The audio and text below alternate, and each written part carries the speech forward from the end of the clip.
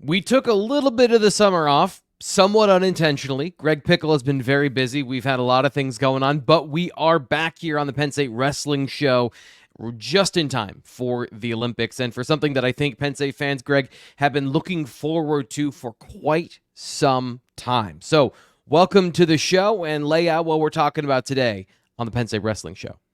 Can we break a little bit of news first?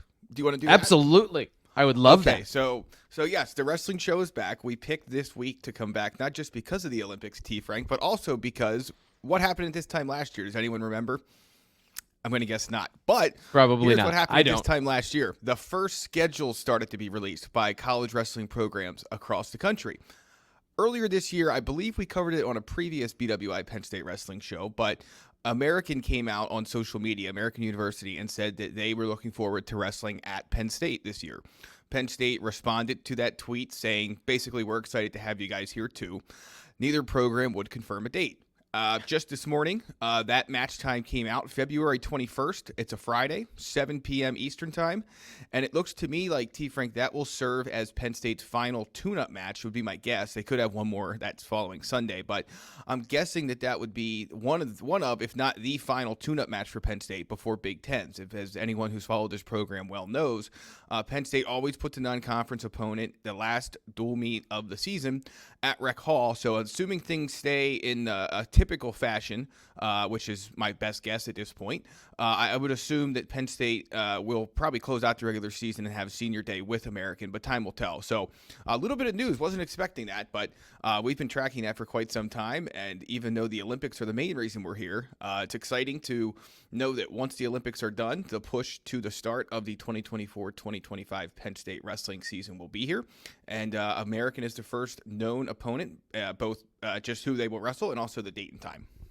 That's why Greg is the best. He can keep track of multiple things at one time. And when I say multiple things, I mean like a ton of stuff. From football to wrestling, he's on top of all of it. One of the reasons you should subscribe to BlueWhiteIllustrated.com if you haven't already. 2 months for $1 for our podcast listeners and for our YouTube listeners, code PSU1. Use this promo code right now. There's some foreshadowing in the way I'm saying that. Use it right now. You get 2 months for $1. Code PSU1. You sign up. You get into the college football season. We get very close to the wrestling season. Of course, Greg and I will be talking about that all fall long and ramping up towards the Nittany Lions upcoming 24-25 season. So, Greg, let's talk about the, now that you've broken the news and you've already got some good stuff here, let's talk about the Olympics. Roman Bravo Young competing for Mexico. This was not on my radar, so tell me about the Nittany Lion competing for Mexico and where he is and what he is up against. Yeah, so we're recording this August 7th. The wrestling at the Paris Olympic Games started with Greco-Roman and women's freestyle earlier in the week. The Nittany Lion Wrestling Club has 5 members at the Paris Olympic Games. 4 of them are competing for Team USA. As T. Frank mentioned, one of them is competing for Team Mexico. That's multi-time NCAA champ Roman Bravo Young. Just a few minutes ago, the brackets came out. So one thing I will note, and the reason I was particular about the date we're recording this, is not everybody will start their tournament on August 8th, which is Thursday, of course.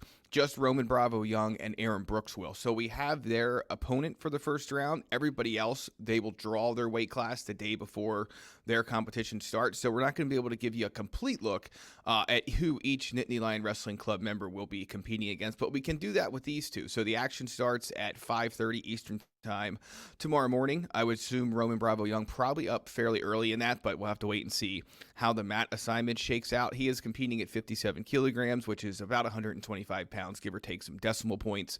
And he will open his tournament with an Armenian wrestler. I'm not even going to try and pronounce his last name. He is the number 2 seed in this tournament. And one thing to note as we start going through the seeding here, Bravo Young was unseeded, which means he was pulled into the bracket this morning, is that the Olympic seed based on pin rating, which is how international freestyle wrestling is typically bracketed and ranked, and it prioritizes international results, not necessarily who the best wrestler is, who the most likely winner is. It's not like the college football top 25. It's not like the Big Ten tournament brackets or the NCAA tournament brackets, where there is some math involved and some data that helps form those. But more often than not, the the top wrestlers end up seeds 1, 2, 3, 4, so on and so forth. The Olympics, not necessarily the case. So with Bravo Young, he starts with the 2 seed.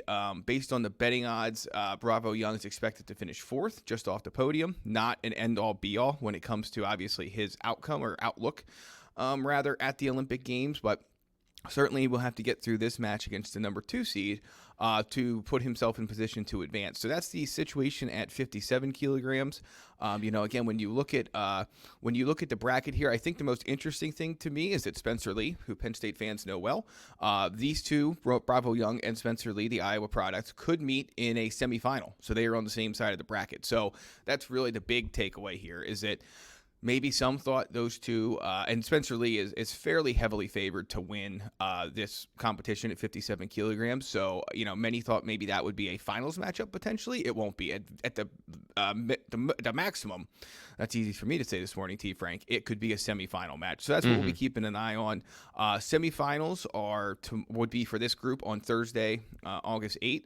And then medal matches are August 9. So, stay tuned to BlueWhiteIllustrated.com for the latest on that. But, at this point, I will note that Bravo Young in the betting markets, and these are a little bit skewed because they're American betting markets. And how many people do you think in America are logging on to bet wrestlers from other country? Probably not many. And it doesn't take much to skew these odds. But at this moment in time, Bravo Young's first round opponent is 21-1 to win gold at the 57 kilogram level, and Bravo Young is 8-1. So if that gives you any indication of the seeding process and how it's not always indicative of what will play out, that's a pretty good representation there.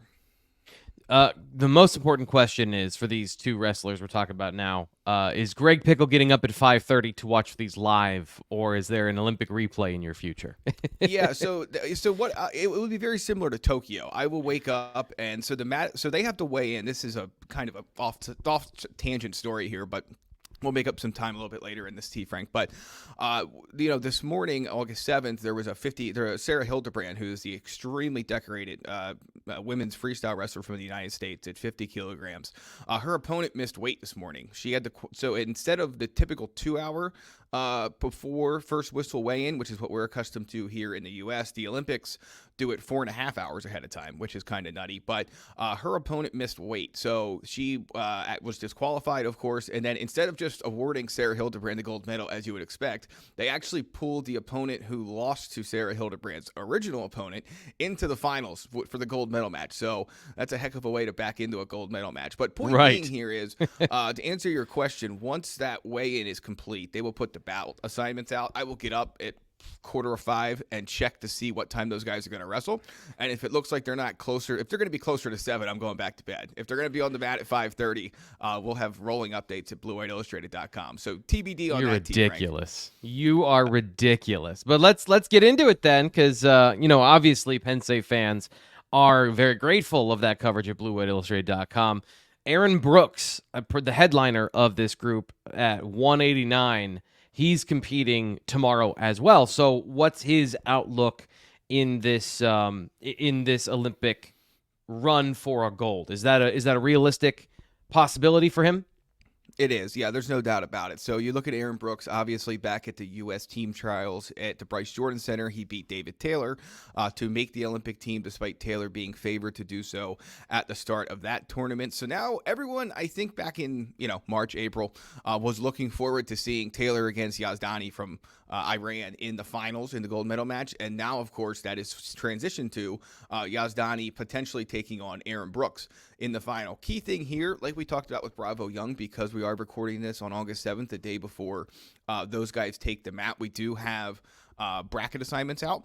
And so Brooks is on the opposite side of Yazdani. So they would potentially meet in the gold medal match if both wrestle their way there. So that was really the biggest takeaway to me. Brooks is opening with the number 1 seed, who is a guy from Kazakhstan. Again, I'm not going to try and pronounce his last name, but he is the number 1 seed. But back to the point I made previously about the seeding versus the possible outcomes. The two not co-favorites, but the 1 and 2 favorites here, Yazdani's right around -200 to win the 86 kilogram gold medal. Brooks is plus 135. and his opening round number 1 seeded opponent is 33-1. So, again, when you see these seeds come out, it's important to remember that, you might think to yourself, I can't believe that Aaron Brooks drew the number 1 seed, and it matters, but it really doesn't. And so I would make Brooks the favorite to win that match. I haven't seen any betting odds on that match in particular. Maybe they'll come out later today, but Brooks has a path to the final. There's no doubt about that. I really like his draw. If you look at the, I hate to keep going back to the betting market, but it is really kind of the best way to break this down, or at least give you some perspective on what the people who try and make money for a living think is going to happen, and try and limit how much you can win think is going to happen. And Brooks stays away from, there's a lot of the favorites are on the other side of the bracket. So that's good news for him. Am I guaranteeing a gold? No. Do I think he has a pretty obvious path to the gold medal match? Yes. So I would expect Aaron Brooks to, at the minimum, hit the medal stand. And certainly I would think the expectation would be a gold or silver for him in his first Olympic Games. Took a little bit of a longer route to get to the Olympics, but Zain Retherford is there at 65 kilograms. So tell us about his situation and his outlook for this upcoming week. Yeah, so as everyone remembers, Zain Retherford had to go to the challenge tournament to qualify 65 kilograms for the United States at the Olympic Games. He was able to do that earlier this summer, which is why he is now competing in Paris. He is a Friday competitor, so his tournament starts on August 9, which means we won't get his bracket, obviously, until sometime on August 8th. So check out BlueWhiteIllustrated.com. We're going to try and do a bracket breakdown for each of these guys as time permits with football and everything else that's going on. But, when you look at Retherford, I think a lot of Penn State fans have extremely high hopes for his tournament. Based on the betting odds, he's expected to earn a bronze medal. It's kind of hard to get too far into the weeds there until you see the bracket. And the biggest question for me, T. Frank, and it's the same one I had for him at the Olympic team trials and at the challenge tournament, is he's supposed to be a 70-kilogram wrestler, but the Olympics don't have a 70-kilogram division. So he's cutting to 65. Yeah. And he's obviously competed extremely well so far on that cut. But my question is just, is he ready to do that cut again at the Olympic level, at the international level, the highest one that there is? So that's the big question for me. There's no reason to doubt him, but I do think you have to be aware of that fact that he is still on a cut. There's no question. So that will be, besides his potential bracket draw, that's the biggest challenge facing him. But certainly, you'd be silly, right, to count out any Penn State or U.S. wrestler. We've just seen them time and time again answer the bell, not just NLWC guys, but, U.S. wrestlers, period. Answer the bell despite the circumstances, and Penn State guys obviously have been doing that at the freestyle and folk style level for a really long time. Cael Sanderson and co, by the way, are all over in Paris with the team. A number of Nittany Lion past and present wrestlers are part of their training group over there. Greg Kirkfleet, Alex Facundo, 2 current Nittany Lions. Gary Steen's there, Donovan Ball, and I'm hoping I'm not missing anybody, but I know those 4 for sure. So there's a good group over there of Penn State guys who are not competing but are helping their teammates past and present, and even guys who aren't their teammates prepare for what is ahead of them in Paris. So pretty exciting stuff there. Nick Lee's there as well. He's the one I was missing. So yeah, pretty good Penn State contingent on the support staff there as well. Yeah, it's an interesting thing when you mention cutting weight and just generally. I know that wrestlers can wrestle twice in the same weekend, and they do have that they build in the demanding schedule of wrestling. But I think we've seen over the course of the Olympics and other sports, when you have to compete back to back to back to back to back in your sport, there is a fatigue factor. It's funny, I was watching, I think it was diving yesterday, and they are slathered in kineso tape. Like that stuff that they put on their muscles to help them kind of get through some wear and tear. And it's crazy to see the amount of that goes on at the Olympics. Now, some of those are competing in multiple divisions of their own sport. Like gymnastics, they do the team, then they do the all-around, then they do the individual, right. So that it's a much longer thing. But there is that if he's cutting weight and Retherford has to go through a long journey to get there, it might affect some of those things. So I think that's been something I've been kind of interested in and watching throughout these Olympics. Now, there's a couple, to close out here, a couple more guys that have Penn State or Nittany Lion Wrestling Club ties that are in the Olympics. So tell us a little bit about those guys. Yeah, so we'll finish up with these two. Kyle Dake is a Nittany Lion Wrestling Club member. He's won just about everything there is to win in college and national and international wrestling, except an Olympic gold medal. He is the betting favorite to finally do that here. He was up to minus 700 at one point. He's down to like minus 450-ish as we sit here on August 7th. So still make him a commanding favorite to finally win gold and sort of cement what is one of the most decorated and impressive wrestling careers that we've seen in the United States. So he will compete on August 9th, and then the middle round for him is August 10th. And then last but not least, Kyle Snyder, he give me one sec to just confirm this. Yeah, he, like Zain Retherford, starts his tournament August 10th. Kyle Snyder competes at 97 kilograms, a Nittany Lion Wrestling Club member. That's 213 pounds. Snyder is the second betting choice behind a wrestler from Bahrain. So he has a chance to hit the middle stand as well. So I think if you take anything away from this show, and like T. Frank said, we took a little bit of a break, but it's great to be back. I think that the majority, I don't know if all of them will. In fact, it would be stunning if all 5 medal. But I don't think there's any question that a majority of them will end of the Nittany Lion Wrestling Club group will leave Paris with a medal. So expect more success for Penn State and its connections. And as we've said, it'll be very interesting to follow how all this plays out. A lot of great storylines to keep in mind and keep track of over the next few days. And of course, Greg's going to be doing that, getting up at 4 in the morning. He's going to get up at 2:30. Make sure he gets in his workout before he goes and watches wrestling. I don't know how you do. That's a bridge too far. That's a bridge too far, T. Frank. There's a big gap. So what's funny is there's a big gap between. It actually becomes an issue when you're trying to figure out what to write because there's a big gap between the quarterfinals and the semifinals. Yeah. But once the semifinals happen, that quarterfinal post doesn't mean anything. So, but there is a break there. We'll get the workout in there. Certainly not beforehand. All right, well, follow him at BlueWhiteIllustrated.com and, of course, on Twitter, X, whatever you want to call it, at Greg Pickel. He's here to cover Penn State wrestling. Does an excellent job for us at BlueWhiteIllustrated.com.